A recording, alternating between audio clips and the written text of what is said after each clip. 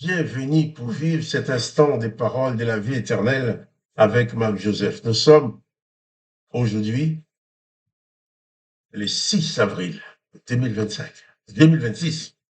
J'ai une année de retard, mais 2026. Et je suis de retour pour te rappeler que c'est pour toi un jour de grâce et de bénédiction dans la mesure que tu es en Jésus-Christ. Hier, c'était la fête de la Pâque. J'avais parlé de cette Pâque, la Pâque de l'Éternel, la Pâque de Jésus-Christ, qui ne peut pas se mélanger, il ne faut pas les confondre. Et qu'on te pousse à les confondre, c'est quelqu'un qui veut te piéger.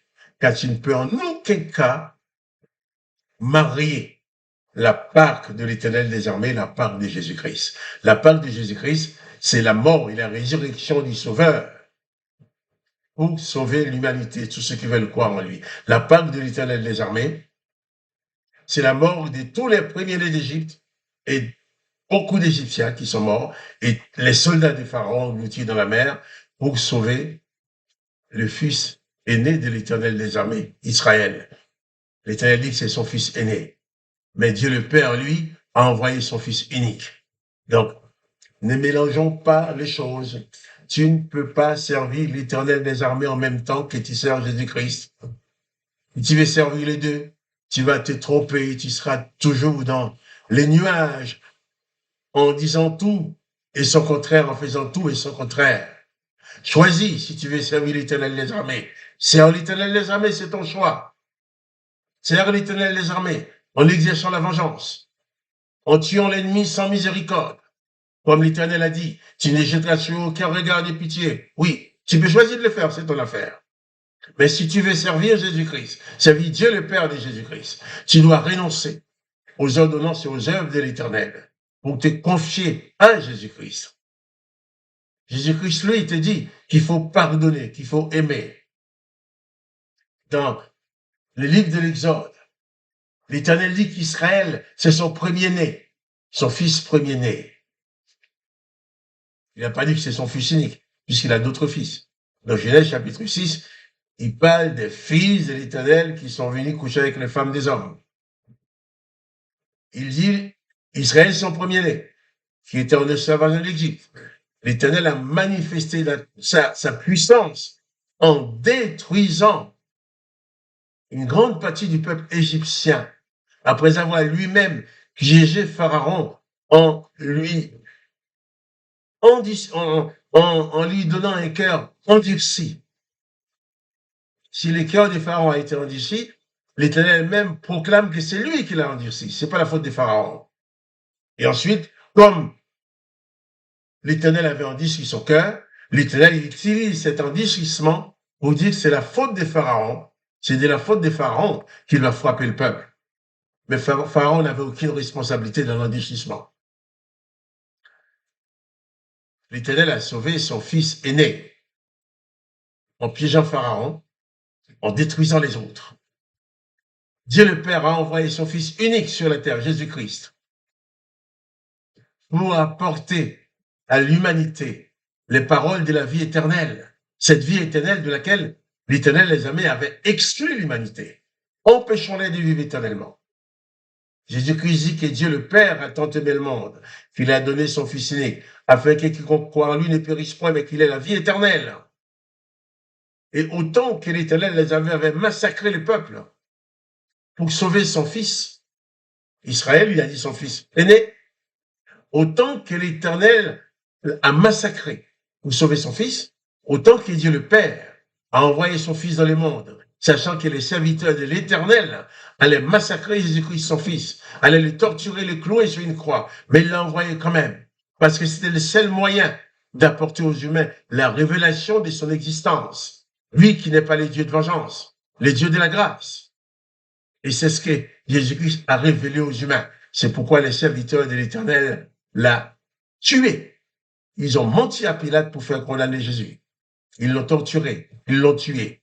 Mais autant que l'Éternel les armées a manifesté sa gloire, en engloutissant toute l'armée égyptienne sur la mer Rouge, en sauvant son fils premier-né, autant que Dieu le Père a manifesté sa gloire en laissant les hommes assassiné son Fils unique, et lui a manifesté encore sa gloire en ressuscitant des morts son Fils unique.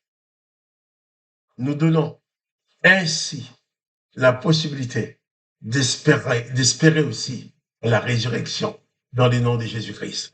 Alors, choisis qui tu veux servir. Cesse de rester dans les pièges de tous ces psaumes de malédiction qui demandent la malédiction sur l'ennemi, de tous ces psaumes qui demandent la malédiction sur l'autre, afin que la gloire de l'Éternel soit manifestée. Attache-toi plutôt à la parole de Jésus-Christ, qui te demande d'aimer ton prochain, qui te demande de t'établir dans la communion avec les autres, qui te demande d'aimer les autres sans condition. Mieux vaut t'attacher à Jésus-Christ qui te demande de faire du bien même à celui qui te fait du mal. Jésus-Christ ne te demande pas de devenir criminel. Personne ne peut tuer dans le nom de Jésus-Christ. Jésus-Christ a ordonné de ne jamais tuer. Lui, il s'est laissé tuer, mais il n'a tué personne. Il n'a condamné personne. Au contraire, il a proclamé le pardon de tous ceux qui lui ont fait du mal. La Pâque de Jésus-Christ, c'est la Pâque de la grâce, de la bénédiction. C'est la victoire sur le péché et le salut pour les humains. Mais la Pâque de l'Éternel des armées, c'est l'extermination de l'ennemi. C'est la vengeance de l'Éternel en faisant sortir son fils aîné du pays d'Égypte. Et le Père, lui, a fait sortir son fils unique du ciel pour venir sur la terre, se manifester, se laisser torturer pour que toi et moi, nous soyons sauvés. Choisis qui tu veux servir. Jésus-Christ ou l'Éternel des armées. Dieu le Père ou l'Éternel des armées. La Pâque pour toi, est-ce la Pâque de la vengeance ou la Pâque de la grâce? Je t'invite à t'installer en Jésus-Christ afin de fêter la Pâque de la grâce, la Pâque de la bénédiction, la Pâque du pardon. Car la Pâque chrétienne célèbre la mort et la résurrection du Fils unique de Dieu le Père. Et la Pâque juive célèbre la mort de tous les premiers d'Égypte après avoir piégé Pharaon, la mort de tous les soldats égyptiens sous la mer Rouge et la libération du peuple d'Israël. Les dés ne sont pas les mêmes. Dieu le Père libère en faisant mourir son Fils, en laissant son Fils être assassiné par les humains. Ainsi, Jésus-Christ, au travers de Jésus-Christ, Dieu le Père a sauvé les humains. Mais l'Éternel a sauvé son peuple d'Israël également. Il l'a sauvé, hein? On ne peut pas dire le contraire. Mais comment? En exerçant la vengeance contre l'Égypte, en piégeant Pharaon pour l'empêcher d'obéir, et lui dit, comme tu n'as pas obéi, alors je vais frapper ton pays. Tu es chrétien? Reste chrétien. Ne sois pas judéo-chrétien. Ça ne peut pas exister. Ou tu es juif, ou tu t'attaches à l'Éternel des armées. Tu en as le droit. Ou tu es chrétien. Tu t'attaches à Dieu le Père et exclusivement en Jésus-Christ.